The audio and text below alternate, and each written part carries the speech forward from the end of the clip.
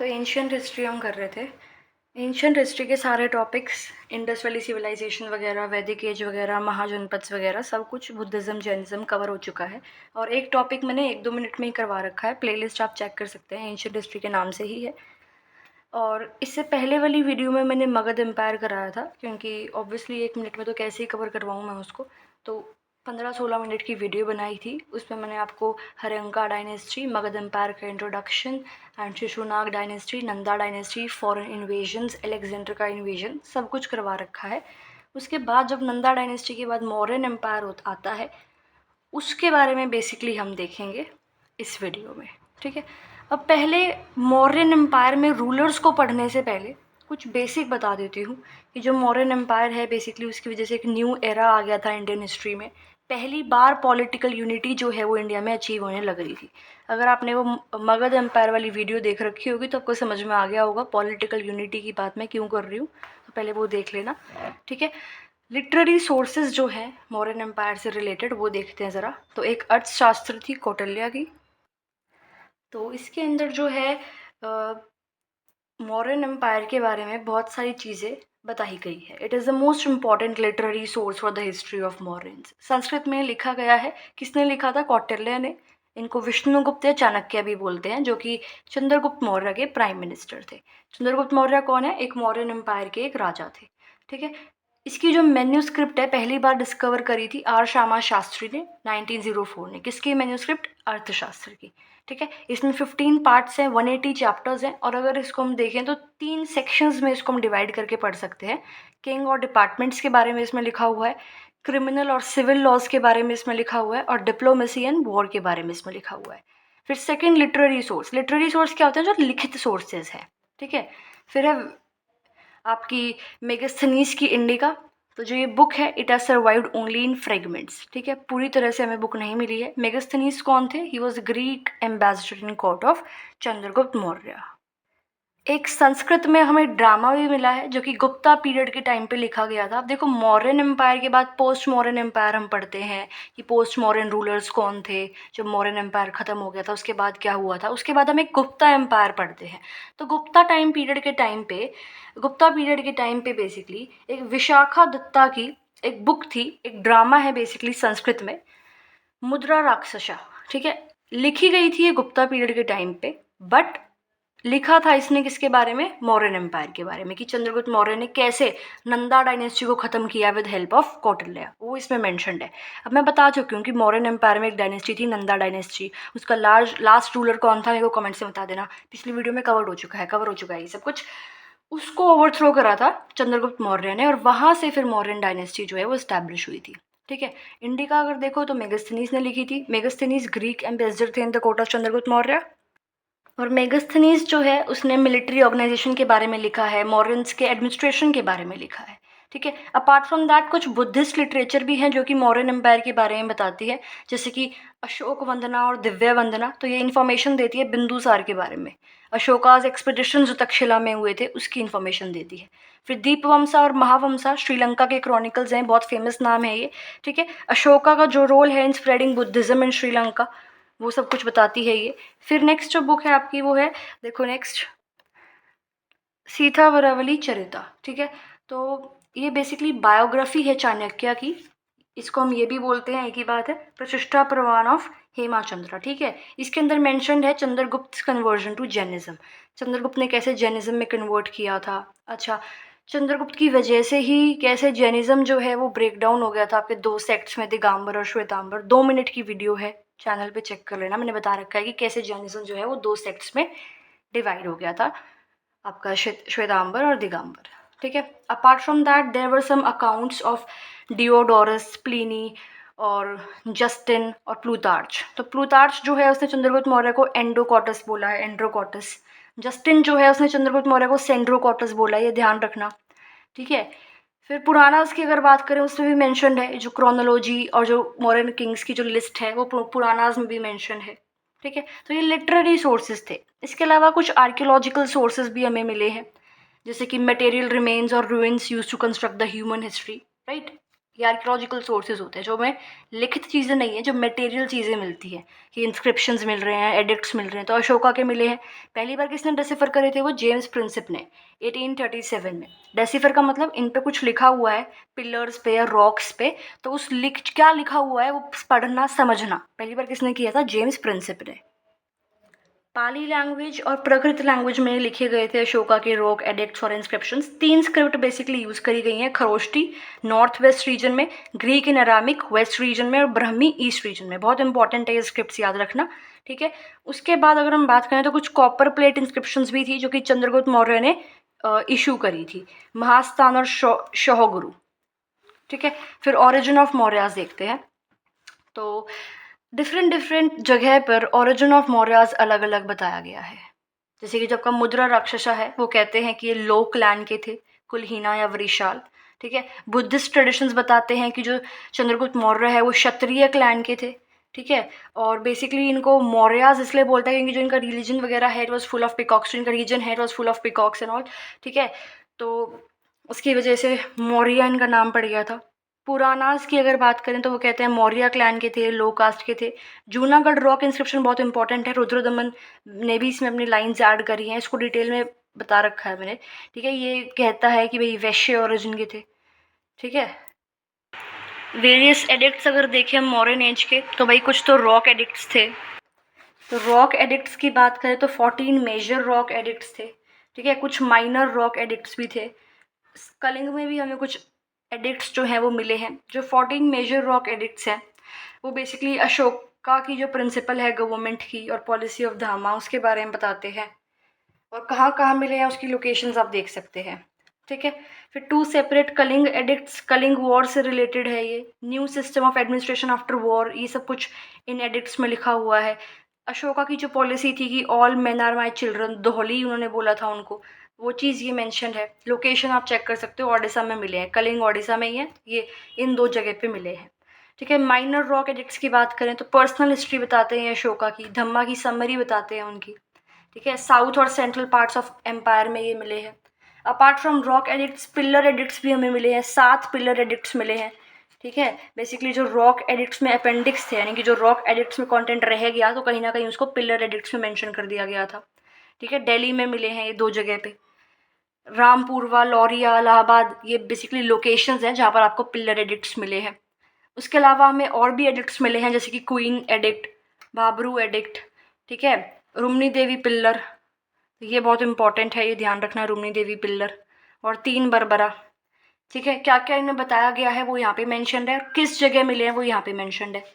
तो इसके अंदर मेंशन्ड है कि इसने जो है चंद्रगुप्त मौर्य या मौर्यन डायनेस्टी जो है उन्होंने डोनेशन करी थी आजीविका सेक्ट को, एक रिलीजियस सेक्ट है बेसिकली ये, बिहार में ये मिले हैं, ठीक है। ये पिलर बहुत इंपॉर्टेंट है। अशोका जो है वो लुम्बिनी गए थे, बुद्धिज़्म से रिलेटेड जगह है ये, मेरे को कमेंट्स में बता दो जरा, ठीक है। और उसने जो है अशोका ने वहाँ पे जो लोग रहते थे उनका लैंड टैक्स, लैंड ट्रिब्यूट जो है वो कम कर दिया था, ठीक है। बाबरू एडिक्ट में लिखा हुआ है Ashoka's faith in Buddhism and बहरूद राजस्थान में ये बेसिकली मिला था। अब देखते हैं रूलर्स के बारे में, सबसे इम्पोर्टेंट पार्ट जो है। तो चंद्रगुप्त मौर्य पहले रूलर थे, 321 से 298 बीसी तक रूल किया था। फाउंडर थे मौर्यन एम्पायर के, ये मैंने अभी बताया था। ग्रीक स्कॉलर्स ने इनको क्या क्या नाम दिए थे, ध्यान रखने हैं ये। इन्होंने जो है अलायंस बनाया था प्रवक्ता के साथ, चाणक्य के साथ मिलके, फिर उन्होंने लास्ट नंदा रूलर धनानंद जो है उसको हराया था, और तब जाके मौर्यन डायनेस्टी जो है इस्टेब्लिश करी थी। इनकी कैपिटल पाटलिपुत्र में थी। फिर उन्होंने जो है सेंट्रल इंडिया पे ये चले गए और वहाँ पे जो नर्मदा के नॉर्थ में रीजन है उसको कैप्चर कर लिया था। 305 बीसी में इन्होंने सेल्यूकस निकेटर को हराया था। सेल्यूकस निकेटर जो कि जनरल थे अलेक्जेंडर के नॉर्थ वेस्टर्न इंडिया में। एंड इसने जो है पूरी की पूरी टेरिटरी चंद्रगुप्त मौर्य को दे दी थी। बदले में 500 एलिफेंट्स रखे थे इसने। हिंदू कुश जो है वो बाउंड्री बन गई थी 2 स्टेट्स के बीच में इनके टाइम पे। और सेल्यूकस जो है उसने अपनी बेटी की शादी हेलेना की चंद्रगुप्त मौर्य के साथ करा दी थी, ठीक है। सेल्यूकस जो है वो एक ग्रीक एम्बेसडर था, मेगास्थनीस।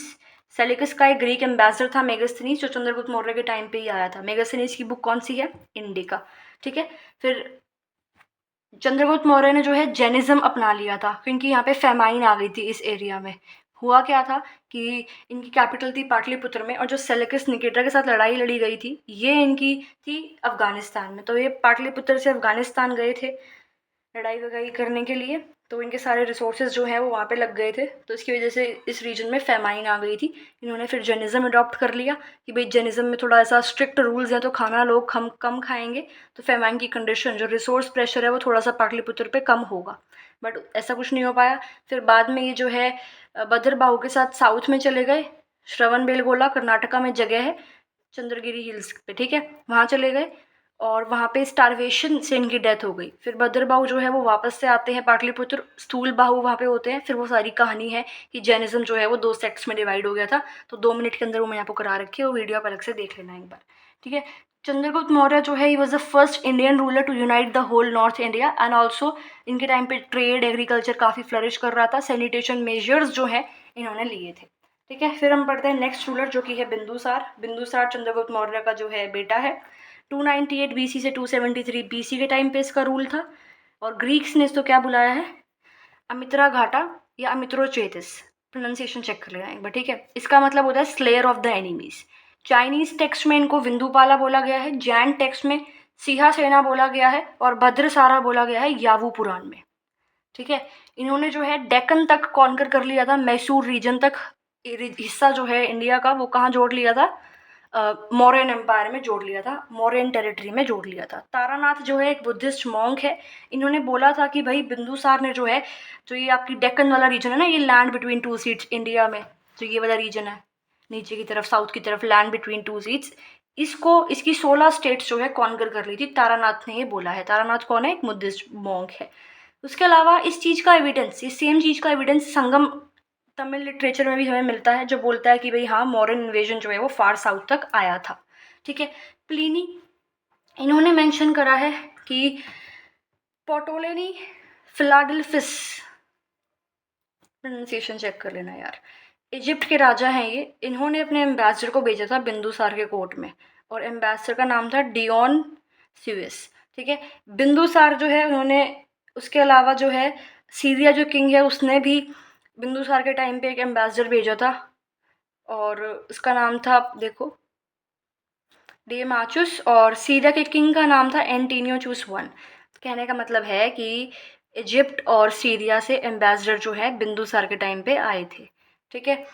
और जो ये सीरिया के किंग है, इन्होंने वाइन सेंड करी थी, ड्राई फिग्स सेंड करे थे मॉडर्न कोर्ट में बिंदुसार के, उनकी रिक्वेस्ट पे। बट एक सोफिस्ट उन्होंने सेंड नहीं करा था, क्योंकि इनके अकॉर्डिंग ये चीज़ थी भाई ग्रीक लॉ के अकॉर्डिंग सोफिस्ट जो है उसको हम सेल नहीं कर सकते, ठीक है। बिंदुसार ने जो है आजीविका सेक्ट को भी पैटर्नाइज करा था। आजीविका सेक्ट बेसिकली एक रिलीजियस सेक्ट है। अब देखते हैं अशोका के बारे में। तो 273 बीसी से 232 बीसी तक का इसका टाइम पीरियड था। ग्रेट मॉडर्न रूलर ये है। वेरी लिटिल इन्फॉर्मेशन है इनकी अर्ली लाइफ से रिलेटेड, यानी कि जब ये बच्चे थे, छोटे थे, उस टाइम की इन्फॉर्मेशन इतनी ज़्यादा हमारे पास नहीं है। जब इनके डैड यानी कि बिंदुसार जो है वो मौर्यन एम्पायर पे रूल कर रहे थे, उस टाइम पे गवर्नर थे उज्जैन के।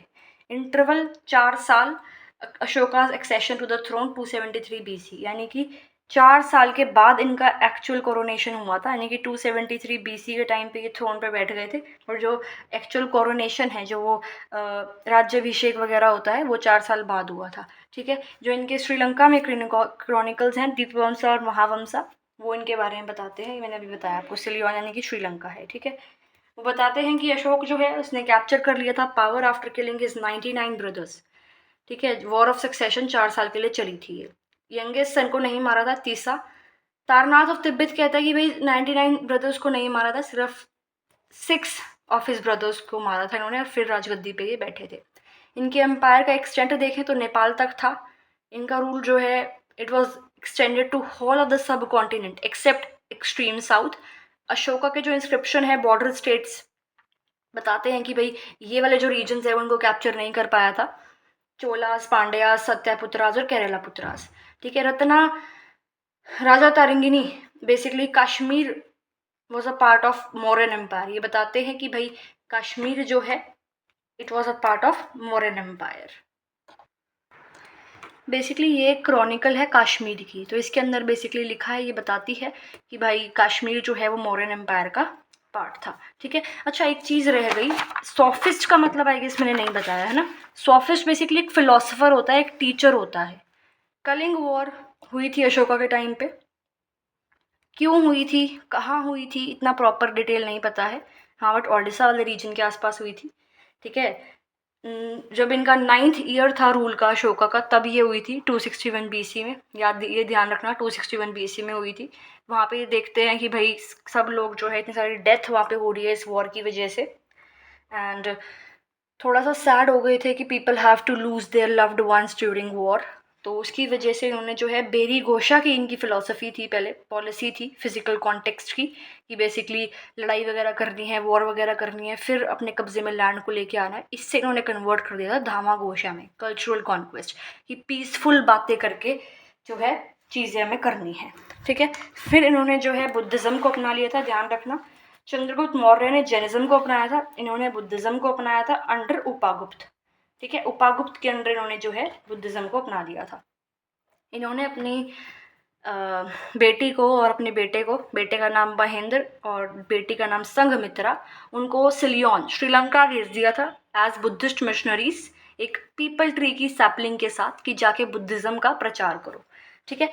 धर्म यात्राज या धामा यात्राज भी लिखा होता है कई जगह, वो इन्होंने इनोग्रेट करी थी बौद्ध गया विजिट करके अपने 11th year of his rain में, ठीक है। जब इनका शासन का 11वां साल था, तब इन्होंने धर्म यात्राज वगैरह जो है इनोग्रेट करी थी। धामा महामत्ताज या mahamatras, officers of right courses, basically ये वो ऑफिसर्स थे जो कि धामा का मैसेज स्प्रेड करते थे। धामा के मैसेज में क्या था भाई, बेसिकली कुछ कोड ऑफ कंडक्ट, कुछ सेट ऑफ प्रिंसिपल्स थे कि अशोका चाहते थे कि लोग जो है इनको अपनाएं, जैसे कि एल्डर्स को respect, non violence, mercy to slaves, ये सब कुछ, ठीक है। फिर कुछ मेजर रॉक एडिक्ट्स आते हैं, वो देख लो। 14 थे ये। फर्स्ट मेजर रॉक एडिक्ट में prohibition of animal sacrifice mentioned है, सेकंड में care for man and animals, third में लिबर्टी टू ब्राह्मण्स, फोर्थ में नॉन वायलेंस, फिफ्थ में अपॉइंटमेंट ऑफ धामा महामात्रास, सिक्स्थ में ऑर्डर ऑफ धामा महामात्रास, सेवन्थ में tolerance among all sects, and eighth में धामा यात्राज या आपकी जो धर्म यात्राज थी वो, नाइन्थ में चैरिटी या किनशिप। फिर 12th पे आ जाते हैं, 10th 11th के बारे में इतना नहीं पता है, रिलीजियस टॉलरेंस। 13th में कलिंग वॉर, बहुत इंपॉर्टेंट है, 13th में मैंशन है ये। एंड 14th में inspiration to spend religious lives. तो ये बेसिकली आपका रूलर्स के बारे में था। उसके बाद जो है अशोका की डेथ के बाद क्या होता है, मॉडर्न डायनेस्टी जो है थोड़ी सी वीक पड़ जाती है, पूरा का पूरा किंगडम जो है वो दो हिस्सों में डिवाइड हो जाता है, वेस्टर्न पार्ट और ईस्टर्न पार्ट में। तो उसकी वजह से जो है मॉडर्न डायनेस्टी खत्म हो जाती है, एंड सिर्फ 137 ईयर्स के लिए मॉडर्न डायनेस्टी जो है आपकी थी। लास्ट रूलर थे बृहद्रथ था, और इनको जो है असैसिनेट कर दिया था इन्हीं के ब्राह्मण कमांडर इन चीफ, यह ध्यान रखना है, ब्राह्मण कमांडर इन चीफ।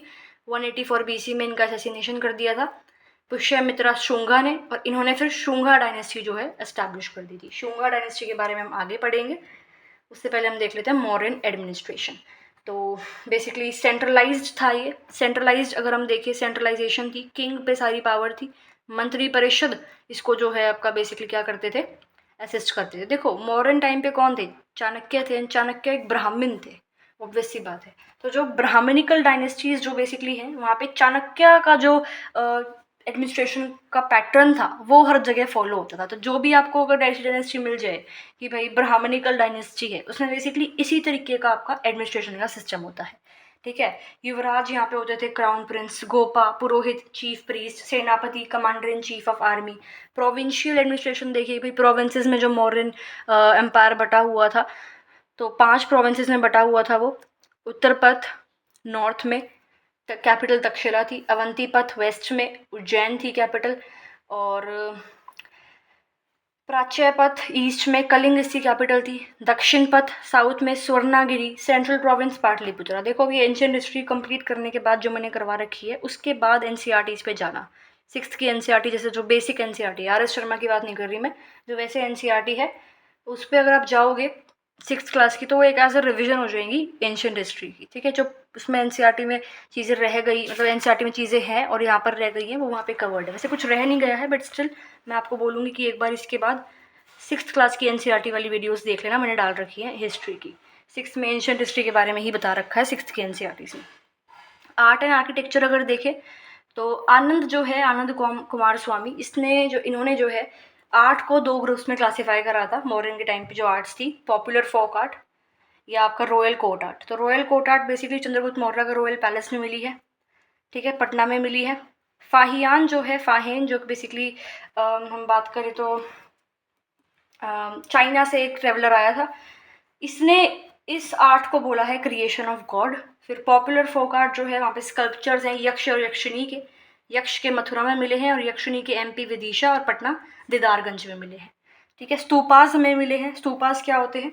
बेसिकली जो बुद्धा के कुछ रेलिक्स थे उनको ऐसे बॉडी पार्ट्स या जो एशेज वगैरह उसको इस तरह से रखा है एक बॉक्स में, और उसके ऊपर इस तरह से स्टोन का या मिट्टी का या रॉक्स का ऐसे कुछ कार्व करा गया है, ऐसा ऐसा स्ट्रक्चर, इसको स्तूपास बोलते हैं, ठीक है। पूरे एम्पायर में बिल्ट हो रखे थे ये to embrace the relics of Buddha. Sanchi stupa, Bharuch में जो स्तूपा था, ये कुछ ज़्यादा वाले फेमस वाले हैं, ठीक है। पिलर्स जो थे वो मॉडर्न स्कल्पचर के मास्टर पीस थे। Single law and capital type के पिलर्स मिले हैं हमें रामपुरवा, लौरिया, नंदगढ़ में। 4 लॉ एंड कैपिटल वाले पिलर्स मिले हैं सारनाथ, सांची में। और इस तरीके के जो पिलर्स हैं वो हमें आजकल एम्बलम में भी दिखते हैं इंडियन रिपब्लिक के। ये अडॉप्ट यहीं से करे गए हैं, from the law and capital of Ashokan pillar of Sarnath. Carved element के पिलर्स हमें मिले हैं धौलीगुर में। एनग्रेव्ड एलिफेंट के पिलर्स मिले हैं कालसी, देहरादून में। डिक्लाइन क्यों हो रहा था एम्पायर का? वीक सक्सेसर थे, हाईली सेंट्रलाइज एडमिनिस्ट्रेशन था, और एम्पायर का पार्टीशन हो गया था आपका वेस्टर्न पार्ट में और ईस्टर्न पार्ट में। So this was all about Mauryans. अब हम पोस्ट मॉरियंस देखेंगे, and I guess post Mauryans में ऐसे ही कराऊंगी 1 मिनट में एक, ठीक है। पोस्ट मॉडर्न पीरियड जो है आपका वो शायद 1 मिनट में एक ही कराऊंगी मैं। Just check the videos in the playlist ancient history to be updated.